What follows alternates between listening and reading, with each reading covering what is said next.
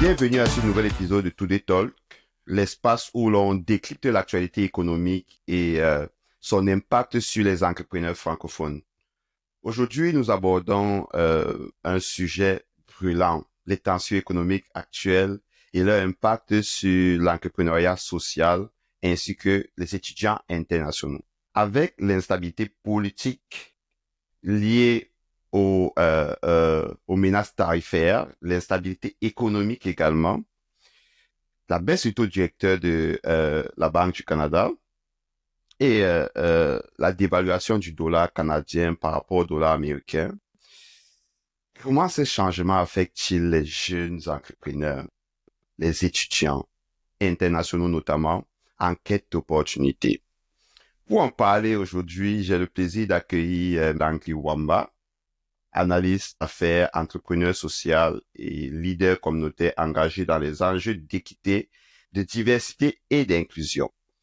Langri, bienvenue dans mon podcast. Merci beaucoup, Georges. Ça fait plaisir. Premièrement, merci pour l'opportunité que tu mets en avant pour nous, les jeunes entrepreneurs, de pouvoir s'exprimer sur certains enjeux. Nous sommes sur le terrain, nous vivons certaines situations et c'est aussi bien de pouvoir s'exprimer et de donner notre point de vue par rapport à cela. Parfait. Écoute, ça fait vraiment plaisir. C'est moi qui suis chanceux de t'avoir aujourd'hui comme hôte. On s'est côtoyé à plusieurs reprises à travers l'incubateur accélérateur CASIA. Tu as été l'un des finalistes de la dernière édition du Salon du financement. Et j'ai vraiment été impressionné par ton parcours, tes réalisations, mais surtout l'impact que tu as auprès de ta communauté. Donc, j'étais très content quand je t'ai fait la proposition Merci beaucoup. d'être mon invité aujourd'hui et que tu as accepté. J'étais, waouh, c'est bon, on a un bel hôte et on va avoir une belle conversation aujourd'hui. Ça fait plaisir. Avant d'entrer dans le vif du sujet, disons, rapide, état des lieux de la situation. En ce moment, plusieurs décisions économiques majeures affectent le Canada. Les politiques tarifaires, comme je vous disais tantôt, qui influencent nos échanges commerciaux sur nos matières premières, le secteur manufacturier, le secteur de la technologie, le secteur de l'extraction minière également. Avant-hier, nous avons eu également une nouvelle baisse du taux directeur de la Banque du Canada pour stimuler l'économie, mais qui a aussi des conséquences sur l'accès au crédit. Le dollar canadien qui est fortement en baisse, justement avec ces différentes fluctuations. On ne parlera même pas de l'impact sur le marché boursier aujourd'hui. Et nous parlons également, on voit également dans notre actualité un gros changement. Aujourd'hui, nous sommes vendredi 14 mars, qui est un jour important parce que nous avons un nouveau premier ministre qui va prendre ses fonctions aujourd'hui. Donc, Langri, écoute, en tant qu'entrepreneur social et expert en développement international, comment analyses-tu ces changements économiques? Je sais que c'est plusieurs là, mais choisis celui qui te plaît. Je vais parler un peu de manière générale et caler mon point de vue au niveau des jeunes entrepreneurs, surtout ces jeunes étudiants internationaux qui sont en train de prendre un nouveau dynamisme au Canada pour entreprendre. Parce que j'ai été étudiant international, je me suis lancé dans les associations et la vie communautaire très rapidement quand je suis arrivé au Canada. Donc, je suis entré dans le monde des affaires très, très rapidement en tant qu'étudiant. Et c'est dans cette posture où je vais plus me cadrer parce que c'est là mon contexte et je maîtrise le mieux. Pour un jeune entrepreneur qui est en train de démarrer, par exemple, la situation économique au Canada est devenue très compliquée. Très compliquée, pourquoi? Parce que la vie devient chère, premièrement. Ça fait en sorte que lorsque tu es dans la posture de celui qui vend une marchandise ou bien commercialise un produit, il n'y a pas des acheteurs pour toi concrètement parce que tu ne mets pas assez d'argent à l'intérieur pour pouvoir aller chercher ses clients. Et Tu n'as pas ces moyens, justement, au moment du démarrage, tu n'as pas les moyens nécessaires pour une campagne de marketing qui va aller chercher le maximum de clients. Le maximum de clients. Et souvent, on dit bien qu'au Canada, il y a des incubateurs qui accompagnent les étudiants ou bien les travailleurs ou bien les entrepreneurs. C'est bien beau, mais à la fin de la journée, il faut que vous avez un capital, une subvention ou bien un financement. Certains parviennent à obtenir cela, mais ils sont très peu. Si on part, par exemple, sur une échelle de 10 entrepreneurs, jeunes entrepreneurs, par exemple, parce que moi, j'ai participé à beaucoup de salons de financement, comme tu le dis bien, j'ai eu à obtenir certaines subventions, mais sur 10 personnes, il y a pratiquement 2 ou 3 qui ressortent gagnants ou bien Oui, qui parviennent à obtenir cela. Donc, ça fait en sorte que il y a de cela 10 ans, avant au Canada, lorsque tu venais, tu avais peut-être un produit ou bien peut-être une idée de business, l'économie du Canada permettait en sorte que tu parvenais à trouver des subventions plus rapidement, un financement plus rapidement et les clients, c'est-à-dire peut-être ta clientèle, pouvaient facilement acquérir cela, pouvaient payer cela parce il y avait pas une inflation, le coût de la vie n'était pas si élevé, donc ça tout à faisait en fait. sorte que les choses pouvaient aller un peu dans de bons sens. Mais maintenant, c'est très compliqué. Le coût de la vie, l'inflation, tout cela fait en sorte que c'est un frein pour des jeunes entrepreneurs, surtout ces jeunes entrepreneurs qui n'ont pas assez de capital ou qui n'ont pas de Tout à fait. subvention ou de financement. Mais oui, en parlant justement de cela, on parle de capital, de l'accès au financement. Est-ce que une baisse du taux de retrait de la Banque du Canada a un impact, peut-être pas de façon directe, mais selon ton analyse, est-ce que ça peut avoir une influence sur l'activité économique d'un entrepreneur, notamment un jeune qui s'est lancé il y a quelques Mhm. jours, quelques mois là? Oui, bien sûr, ça a un impact significatif et ça aura un impact significatif. Je prends surtout ceux qui font dans les projets immobiliers parce que c'est aussi un domaine où je suis en train de me lancer à l'intérieur. Pour ceux qui sont en train de se lancer dans des projets immobiliers, ils ont actuellement un bon taux là où ils peuvent aller chercher des prêts hypothécaires, par exemple, auprès des banques Tout à comparé à fait. ceux qui ont eu à avoir l'année passée, qui étaient pratiquement dans les 5, les 6, Oui, les deux dernières années là, les deux dernières c'était années, fou, hein? effectivement, c'était grave, c'était très compliqué.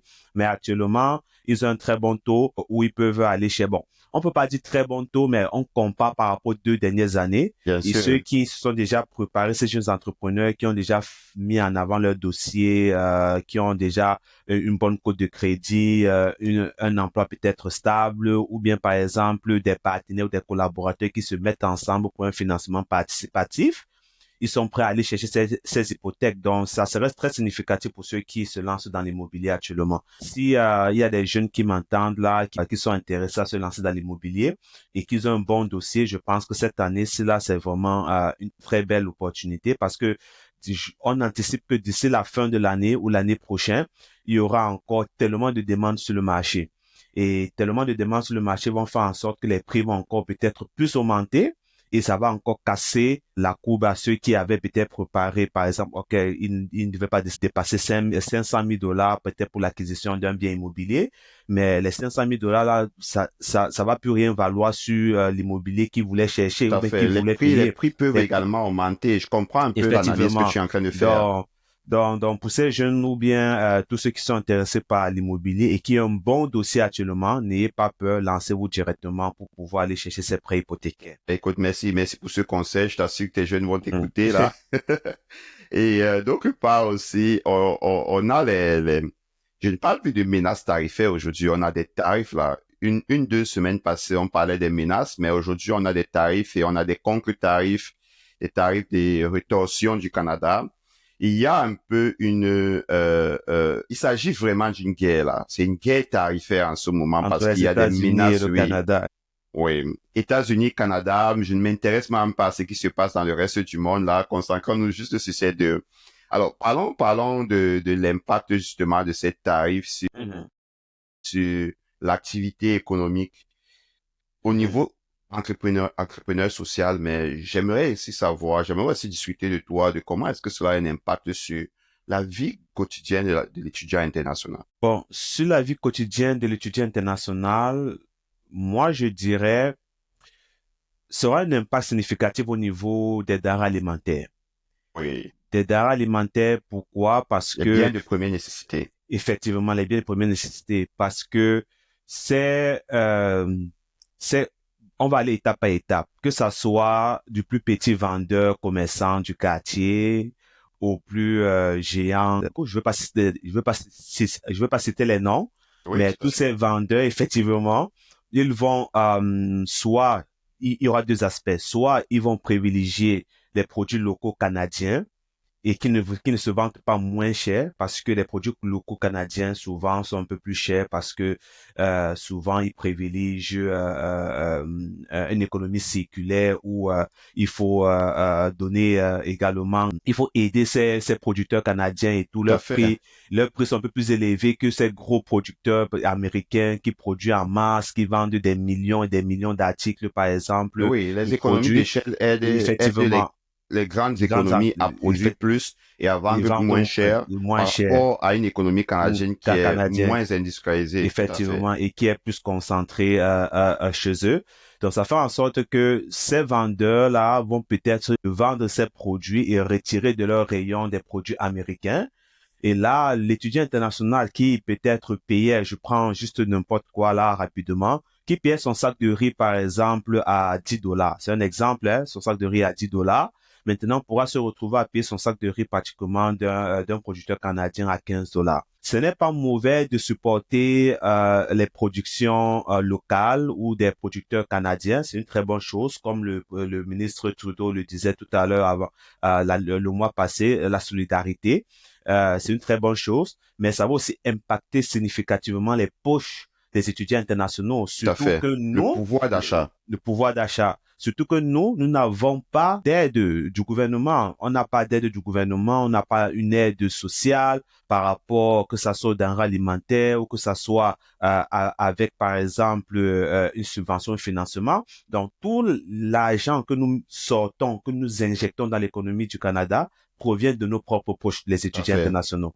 Donc, ça aura un impact significatif au niveau des denrées alimentaires, des biens de première nécessité. Oui, c'est très pertinent. Et ça m'amène à faire le parallèle justement aux activités que tu mènes. Je sais que tu es porteur de l'organisation Création, Savigration et Savi Solidarité. Est-ce que tu peux charité. nous en dire un peu plus? Oui, Comment est-ce que ces organisations-là apportent de l'appui au niveau des étudiants internationaux? très bonne relance parce qu'on s'est rendu compte que les étudiants internationaux n'ont pas de soutien.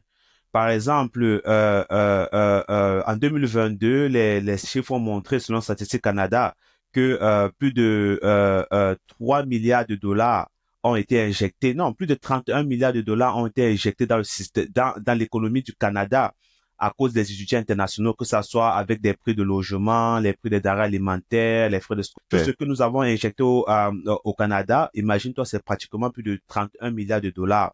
Donc, ça fait en sorte que nous dépensons, nous contribuons énormément. Mais en retour, qu'est-ce que nous avons? Nous n'avons pas d'aide, nous n'avons pas de soutien.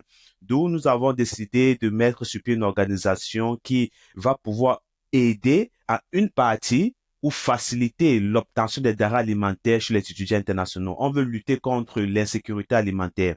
Le principe est simple. Nous allons voir ces grands vendeurs, ces grossistes, ces entreprises, restaurants, supermarchés, qui ont des denrées alimentaires, souvent que ce soit à date de péremption ou bien destinées à des projets sociaux. On veut partie collaborer avec eux, prendre une partie de ces denrées alimentaires et redistribuer à la communauté internationale, les étudiants internationaux. On a Oui, nos campus que nous avons déjà bien délimités. On est en collaboration avec des associations. On prend chez les restaurants, supermarchés, une partie de ces denrées alimentaires, on vient redistribuer à la communauté tout à fait. internationale. Donc voilà un peu le cœur du projet. Pour ne pas entrer trop en détail, nous voulons apporter pratiquement pour un étudiant international avoir un panier de denrées alimentaires qui coûte en moins 100 dollars, qui fait en sorte qu'il pourra économiser sur 8 mois, c'est-à-dire un cursus académique, 800 dollars.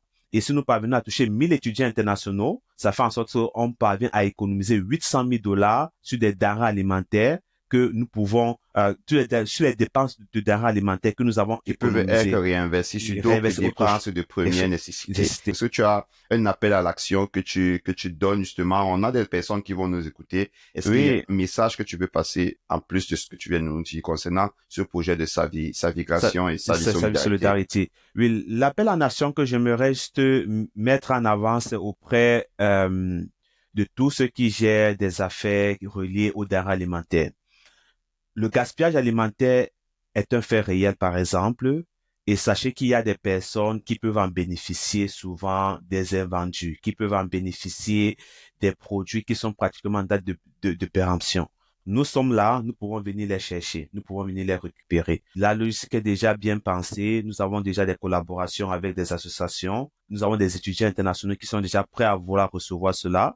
S'il y a toute personne qui ont une ouverture avec ces restaurants, avec des supermarchés, avec des banques alimentaires, n'hésitez pas de nous contacter.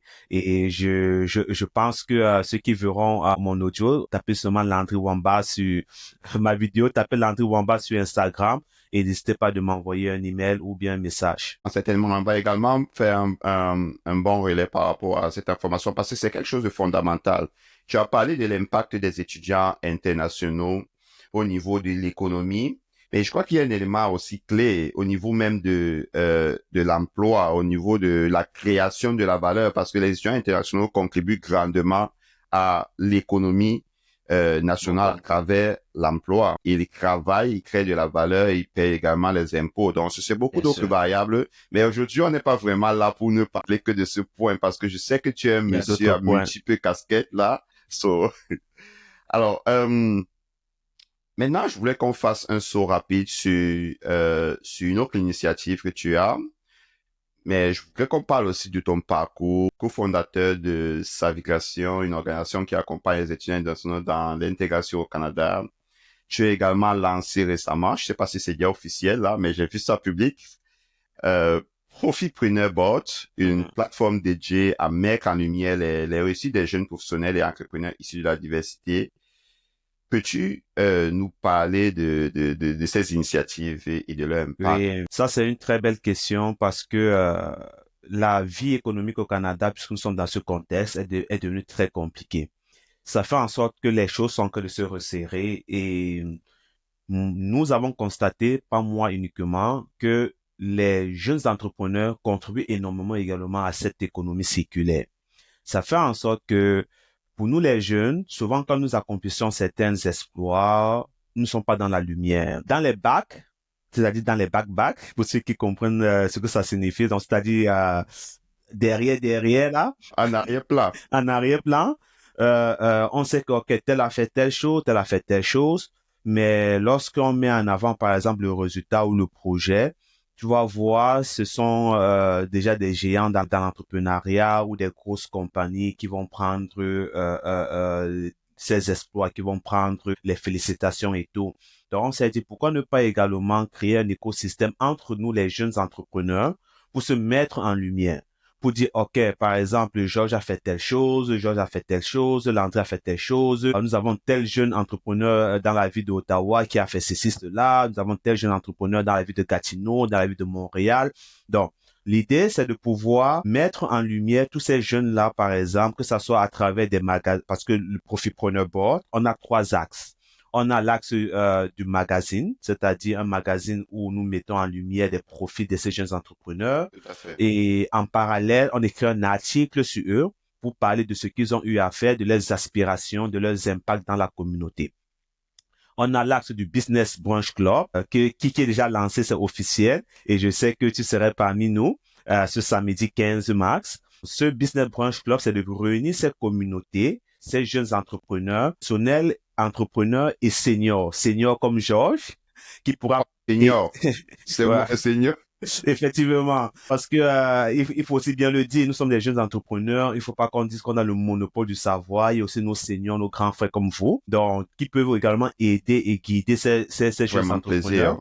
On aura Ça du fait plaisir à collaborer, à partager. effectivement. Il y aura également certains chefs d'entreprise ou investisseurs selon les mois. Donc ça fait en sorte qu'on va se réunir, prendre un projet concret peut-être d'un jeune entrepreneur, mettre en lumière ou bien faire un appel en action s'il cherche des collaborations, des subventionnements ou un investissement participatif. Ce samedi déjà, on a déjà un projet concret qui va être présenté. Donc, je ne vais pas parler de ça ici. Après l'événement de samedi, on va parler de ça. Et les rangs Donc, officiels, donc, le donc rang voilà public.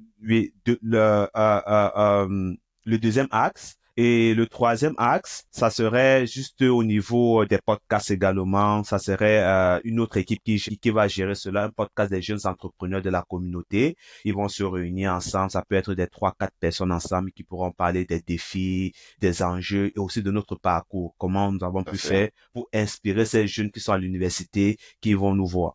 Donc voilà un peu le projet Profitpreneur Board et l'objectif concret de Profitpreneur Board, c'est que on veut dans 5, 10 ans, cet écosystème qu'on crée là actuellement, on soit toujours en contact. Parce que parmi nous, il peut arriver qu'il y a un ministre ici, il y a un directeur là-bas, il y a un chef Une d'entreprise communauté ici, qui se bâtit. une communauté qui se bâtit. Et moi, je dis toujours que certaines personnes, quand ils voient par exemple les millionnaires, ils disent, oh, j'aimerais être ami, si vous pouvez être l'ami de Eto'o, si vous pouvez être l'ami de Justin Trudeau, vous pouvez être l'ami de Donald Trump. Mais il faut créer cette communauté-là dès que quand vous êtes jeune. Parce que après 10 ans, 20 ans, là, quand il y aura des grandes personnes parmi nous, là, il va dire, oh oui, je connais Georges, oh oui, je connais On Landry, on collabore avec les collabore personnes ensemble. avec Des qui on personnes, a grandi, qu'on effectivement, connaît, c'est on ça. connaît le C'est profil, on le connaît profil et l'impact tout. également. Donc, ça serait plus facile d'aborder quelqu'un qui a peut-être atteint un statut social, qui peut t'aider, par exemple, sur un projet concret ou même qui peut te positionner dans le monde du travail plus facilement. Donc, c'est ça l'objectif final de créer cette Bâtir des communauté, collaborations des aussi, là. Bâtir collaborations des et tout. collaborations sur des projets. Tu m'as parlé, par exemple, d'un podcast. Un podcast, ça ne se fait pas Ouais, tout seul. c'est ça. Justement, je voulais en profiter pour donner un coup de chapeau à mon équipe de production qui travaille fort dans l'ombre pour pouvoir Ouais. donner vie à cette initiative de podcast que j'ai lancée il y a quelques jours. Donc, voilà, c'est ça. Et c'est aussi une très belle initiative, ce genre de podcast. Là, surtout, ça permet que ceux qui ne sont même pas physiquement là avec toi peuvent se connecter. Comme moi, actuellement, je suis à des kilomètres de toi, mais on parvient à Ah, échanger. effectivement. Donc, c'est ça aussi que vous voulez apporter à la valeur ajoutée sur ce podcast. C'est aussi une très bonne chose souvent de mettre en avant ce genre d'initiative-là.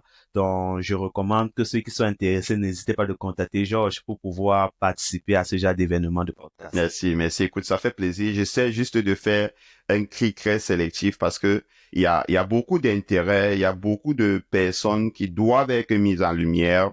Et à un moment donné, on ne sait pas par qui commencer. C'est pour ça que je me suis dit, qu'est-ce qui a le plus d'impact? Les étudiants internationaux, l'entrepreneuriat social et des initiatives éminentes comme Profitpreneur dont tu nous as parlé. Merci d'avoir pris le temps de discuter de cela avec nous. On tire déjà vers la fin de notre conversation aujourd'hui. Je voulais te poser une question en rapport avec 3 actions concrètes, 3 clés actionnables que tu donnerais à un entrepreneur social ou alors un étudiant international, un jeune professionnel qui veut prendre sa place dès aujourd'hui et surmonter les défis socio-économiques que nous vivons. Parfait. Bon, pour ces 3 actions que je peux donner de manière concrète pour un jeune entrepreneur, aujourd'hui, par exemple, si il veut avoir un résultat réel, par exemple, je dirais, la première action, relaxer, C'est souffler, l'État. détendre. Ne vous sentez pas frustré parce que vous êtes sur les réseaux sociaux, jeune entrepreneur à succès ici et là-bas et tout. Relaxez, prenez le temps de regarder autour de votre réseau. Et votre réseau, ça concerne qui? Premièrement, vos amis. Deuxièmement, ceux qui vous suivent sur Instagram, sur LinkedIn, sur vos réseaux sociaux. Sélectionnez 1, 2, 3 personnes qui a un profil entrepreneur ou bien qui gère un business. Quand vous allez sélectionner ce profil, envoyez-leur un message, que ça soit privé sur Instagram, LinkedIn. Si vous les connaissez, vous avez leur numéro de téléphone, appelez-les. Prenez rendez-vous avec eux. Ce n'est pas pour juste les saluer, non. Appelez-les pour leur parler d'une collaboration que vous voulez faire avec eux. Une collaboration que vous voulez faire avec eux, ils seront plus intéressés de savoir, oh, c'est de quoi qu'il s'agit, Tout à fait. de quoi ils veulent me parler. Lorsqu'ils acceptent, par exemple, sur les 5, par exemple, une seule personne peut accepter parce que les gens pensent que quand ils nous voient collaborer avec des gens, ce n'est pas facile de collaborer. C'est pour ça qu'on dit peut-être chaque jour, essayez de contacter même 5 personnes. Sur les 5, si vous avez une seule personne, c'est toujours une bonne chose. Donc voilà la deuxième action, c'est-à-dire de contacter ces 5. La première action, sélectionner peut-être 5 personnes par jour, peut-être sur une semaine. La deuxième action, contactez-les, envoyez-leur un message pour avoir une collaboration avec eux, une demande de rendez-vous pour Des parler d'une rendez-vous, une collaboration. rencontre, oui. La troisième action, planifier ou bien préparer bien votre projet ou bien votre initiative ou bien ce que vous voulez faire. Et lorsque vous allez les rencontrer, faites votre pitch, parlez-leur de tout ce que vous avez dans le cœur, de la passion que vous avez, de l'initiative que vous avez. Même si ce n'est pas bien structuré, même si c'est que ce n'est pas vraiment, vous n'avez pas vraiment des idées très claires, mais Tout à fait. parlez-leur parce que en leur parlant, il y aura parmi eux qui vont te dire non, ça peut pas marcher parce que tu vas apprendre. D'autres vont te dire, oh, ça c'est une très belle initiative. Je peux t'aider avec ça. Exactement. Tu vas gagner. Donc, dans tous les cas, en les rencontrant, que ça soit en ligne ou physiquement, vous allez avoir un résultat concret. Vous allez améliorer votre projet ou bien gagner avec une collaboration. Donc, voilà Parfait. les Très trois actionnable. actions Très que actionnable. que je peux recommander. Excellent, excellent, merci. Et surtout que tu parles, quand je t'écoute parler, c'est quelque chose que je sais que tu as déjà expérimenté. Je sais que Effectivement. tu es déjà passé à travers ce Ouais, processus-là. On ne c'est va pas ça. aller plus en Ah, dans le détail, détail, c'est mais ça. tu parles de quoi, tu parles de ce dont tu maîtrises en ce moment. Merci, merci. Écoute, avant on ne termine notre conversation aujourd'hui, j'ai l'habitude de souligner le défi pour inciter à l'action. Donc, Mhm. est-ce que Langley, tu as un défi que tu souhaites donner à un jeune, un professionnel ou à un entrepreneur social pour l'inciter à passer à l'action dès maintenant ou Ouais. dans 24 heures? Parfait. Oui, j'ai un défi que je peux donner à un jeune entrepreneur actuellement, c'est de faire votre business plan en 24 heures. 24 heures chrono. Oui, chrono. Parce que, parce que il y a déjà ce blocus souvent pour certains jeunes entrepreneurs quand ils partent causer avec certains seniors ou quand ils voient, par exemple, des vidéos entrepreneuriales. On parle, le business plan c'est important, le business plan c'est ceci, c'est gros, c'est ceci, cela. Mais réellement, tu peux faire un business plan en 24 heures. Parce que si c'est que tu te dis que le business plan, c'est une grosse chose à faire pour ton projet, tu vas caler à l'idéation. Tu serais toujours là en disant que, oh, il faut que je fasse l'étude de marché, il faut que je fasse, à 24 heures, tu peux le faire avec la nouvelle technologie actuelle. Les données Parfait. sont déjà là sur Internet. Tu as ChatGPT qui peut te structurer ton business plan. Tu as l'intelligence artificielle qui peut t'aider avec certaines idées, par exemple. Donc, tu peux faire ton business plan à 24 heures.